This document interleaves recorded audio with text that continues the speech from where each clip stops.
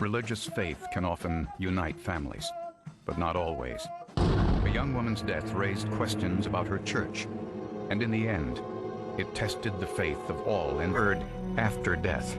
It was very clear immediately that she had been killed elsewhere. This wasn't the first time a body had been dumped in that area. Left Hand Canyon is known as Crime Canyon. At least reporters refer to it as that. At least another homicide story that I covered was there was a body in Left Hand Canyon. Natalie's murder was remarkably similar to a series of crimes in Denver, just 40 miles away. Denver had a rash of murders that involved the decapitations of several transients in the lower downtown Denver area. But investigators found no connection whatsoever between Natalie and the Denver homicides. By all accounts, Natalie led a quiet life and was happy in her marriage. I mean, this is a loving husband. We found absolutely no evidence of domestic violence, ever. No one ever heard a crossword between them. From all accounts, this is a very loving couple, and additionally, they just had a brand new daughter born on the 28th of May, 4 months before. Forensic investigators searched Natalie's abandoned car and found a wealth of evidence. Vehicles are like a magnet. It's a very hard place to hide evidence. Near the windshield wipers, Dr. Bach found bits of mountain grass and some unusual pine needles, neither of which was common in the area. It was a material that had come from approximately 9,000 feet elevation in a canyon along the Front Range. This vegetation was consistent with the type growing near Left Hand Canyon. The car had been in the mountains, and it certainly fit the crime scene vegetation. And there was even more evidence Natalie's car had been to the crime scene. Natalie's car had three different types of tires on it, three completely different tread patterns on her car. Those same tire impressions were discovered not far from Natalie's body. And the entire right side of Natalie's car was scratched. It appeared that the driver had misjudged the distance between the car and the bushes along the road leading to the crime scene. Natalie's husband, Matthew, had a well-known aversion to night driving. Matthew, when he was 12 years old, had an accident where he was blinded in his right eye. And he wore glasses, but he was blind in this eye. A driver with a visual impairment in his right eye would have had difficulty judging the distance on the right side of the vehicle. Now suspicious, investigators checked the Mirabals' telephone.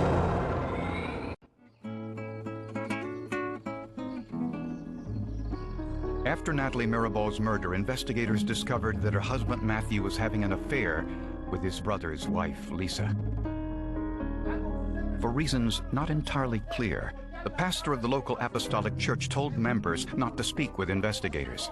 Troy Hancock, when he would get up there and he would give his sermons, he would say, Matthew Mirabal did not kill that woman. And so she went from being this mother and the light of the church to that woman. And I said, Troy, you believe in the Old Testament and the Ten Commandments, right? And he says, yeah. And I said, are you for them or against them? And he just kind of looked at me like this and turned around, slammed the door, and went in the house and slammed the door. Matthew Mirabal said he had an alibi for the night of the murder. He claimed he was home with his daughter, Michaela. His brother Marcus and his wife Lisa said they too were at home that night and went to bed early. By now, investigators knew that Natalie's car had been driven to the closely at the bloody gloves found in Natalie's car. They found a similar hole in the left-hand glove between the thumb and forefinger. DNA testing revealed that blood on the outside of the glove was Natalie's, but the blood on the inside of the left-hand glove was Matthew's. The DNA matched back to both the commingling of Matthew's blood and Natalie's blood. And it's all this forensic evidence that starts to tell the truth as to what happened that night. In the Mirabals' apartment, investigators found evidence of motive. Matthew had purchased a $250,000 life insurance policy on Natalie that was due to expire 3 days after her murder. The insurance company revealed that Matthew originally tried to buy a $1 million policy. He made $19,000 a year, so the insurance company said, you know, we don't think we're going to give you $1 million. Would you settle for $250,000? And he jumped at it. He said, yeah, I'll take $250,000. Matthew Mirabal was arrested and charged with first-degree murder. Matthew is just pure, absolute evil. The way he lived his life, what he presented himself to be, and the way he took his wife's life, and the things that he did, not only to her, but to her family and the people around her is absolute evil. Prosecutors say the murder of 24-year-old Natalie Mirabal was about money, that her husband Matthew killed her for the $250,000 in life insurance money in order to start a new life with his brother's wife, Lisa. Letters and phone calls between the two indicated they were in love. On the night of the murder, Matthew lured Natalie out of the house. I suspect the pretense is that he said, we need to go get my check, because he hadn't picked up his paycheck on the Friday previous, which he always did. His daughter's diaper bag in the back seat, proof that their baby was present during the murder. Even when you collect the forensic evidence, oftentimes you don't know what you have. And we had the photograph of the baby bag in the car for months before it dawned upon us that he must have taken the child with him on this murder.